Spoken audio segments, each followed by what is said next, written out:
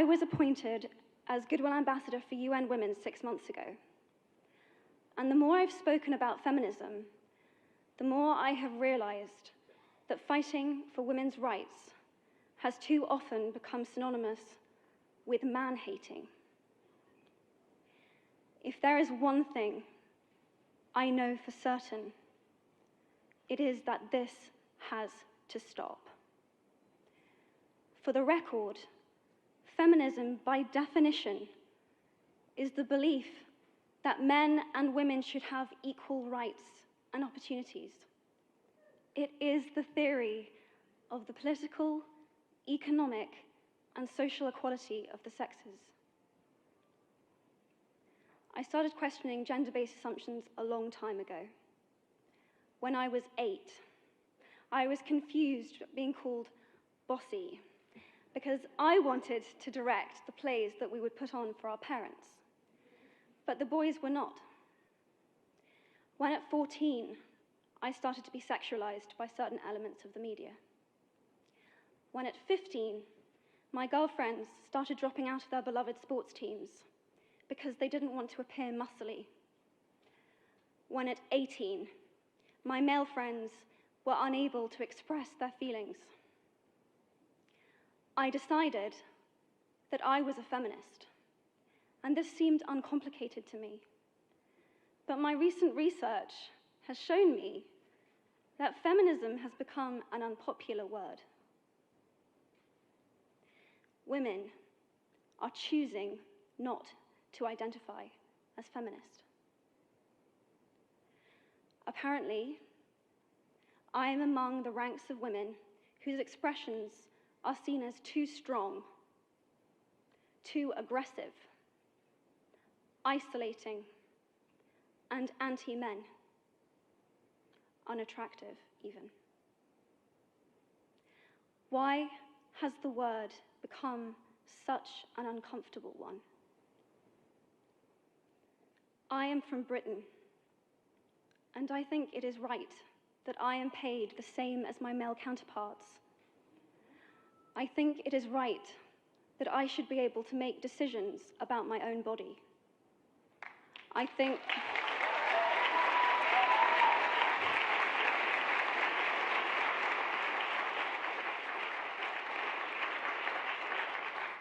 it is right that women be involved on my behalf in the policies and the decisions that will affect my life. I think it is right that socially I am afforded the same respect as men. But sadly, I can say that there is no one country in the world where all women can expect to receive these rights. No country in the world can yet say that they have achieved gender equality. These rights I consider to be human rights, but I am one of the lucky ones. My life is a sheer privilege because my parents didn't love me less because I was born a daughter. My school did not limit me because I was a girl. My mentors didn't assume that I would go less far because I might give birth to a child one day. These influences were the gender equality ambassadors that made me who I am today. They may not know it, but they are the inadvertent feminists who are changing the world today. We need more of those. And if you still hate the word, it is not the word that is important. It's the idea and the ambition behind it. Because not all women have received the same rights that I have. In fact, statistically, very few have been. In 1997, Hillary Clinton made a famous speech in Beijing about women's rights. Sadly, many of the things that she wanted to change are still true today. But what stood out for me the most was that less than 30% of the audience were male. how can we affect change in the world when only half of it is invited or feel welcome to participate in the conversation? Men, I would like to take this opportunity to extend your formal invitation.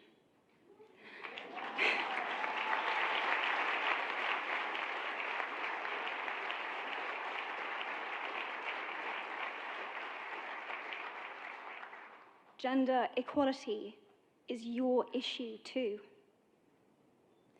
Because to date, I've seen my father's role as a parent being valued less by society, despite my needing his presence as a child as much as my mother's. I've seen young men suffering from mental illness, unable to ask for help, for fear it would make them less of a man or less of a man. In fact, in the UK, suicide is the biggest killer of men between 20 to 49, eclipsing road accidents, cancer, and coronary heart disease. I've seen men made fragile and insecure by a distorted sense of what constitutes male success. Men don't have the benefits of equality either. We don't often talk about men being imprisoned by gender stereotypes, but I can see that they are, and that when they are free, things will change for women as a natural consequence. If men don't have to be aggressive in order to be accepted, women won't feel compelled to be submissive. If men don't have to control, women won't have to be controlled.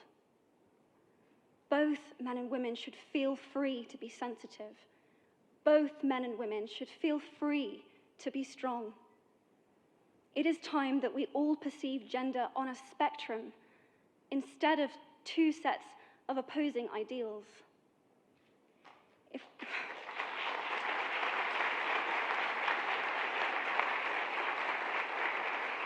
If we stop defining each other by what we are not and start defining ourselves by who we are, we can all be freer. And this is what he, she is about. It's about freedom.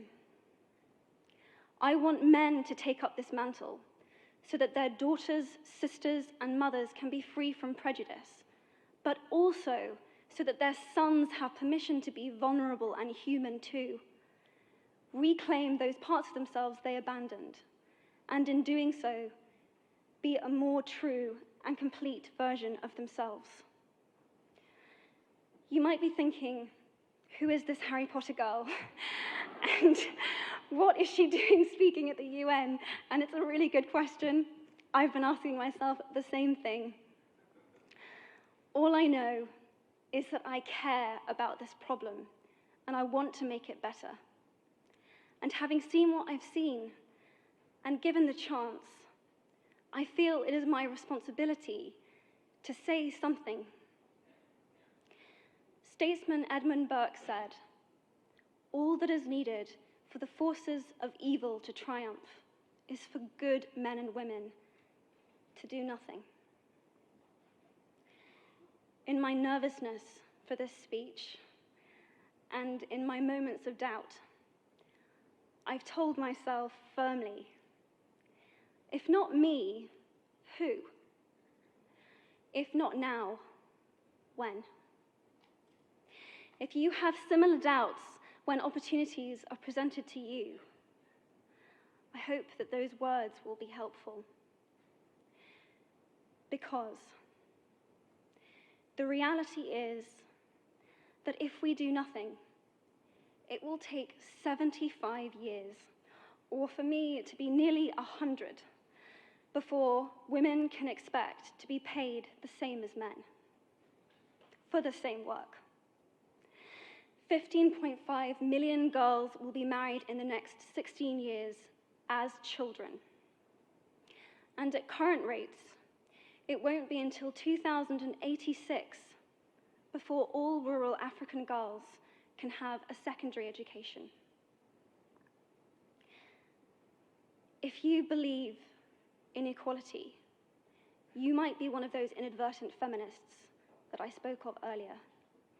And for this, I applaud you. We are struggling for a uniting word, but the good news is that we have a uniting movement. It is called He for She. I am inviting you to step forward, to be seen, and to ask yourself, if not me, who? If not now, when? Thank you very, very much.